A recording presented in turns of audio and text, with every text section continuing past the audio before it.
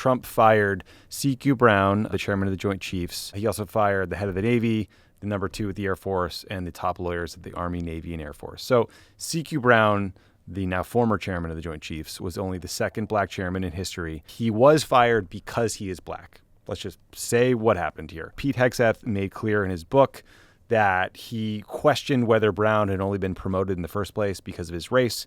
He later did a podcast interview where he said anyone involved in, quote, DEI woke shit has to be fired. In the case of C.Q. Brown, the quote-unquote DEI woke shit was C.Q. Brown talking about being a black man in America after George Floyd was killed. That was what happened. The Republican Party has tried to dine out on paeans to the U.S. military for my entire life in politics, and they're completely full of shit.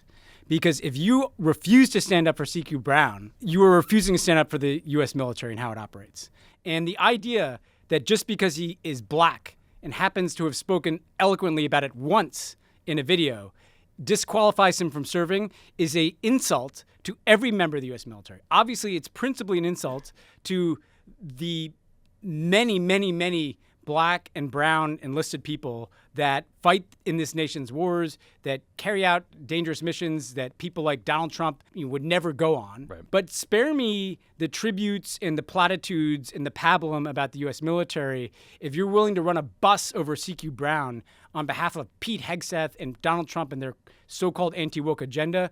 Just sit out the next fucking Veterans and Memorial Day speeches about the U.S. military because you just insulted every member of the United States military. Not just the black and brown people, the white people that serve alongside them. Pete Hegseth may like to say diversity is not a strength. How are you going to have cohesion in the force when you're just sending a message that some people are less valuable than other people in the military? Yeah, if you're black or you're a woman, you're out. Guess what? When you're in the fucking foxhole or whatever metaphor you want to use, it doesn't really matter what color you are. And you need to care as much about the person next to you, whether they're a woman or whether they're black or whether they're brown or whatever the hell they are. I wish there had been more outrage about this. I know. Because this is not Just normal. kind of happened on a This Friday never night. happens. The chairman of the Joint Chiefs always rolls over. It's not like you come in and you pick your own person. It's this worrisome thing. The FBI is worrisome enough. They've focused on the most powerful parts of government, law enforcement and violence, the military.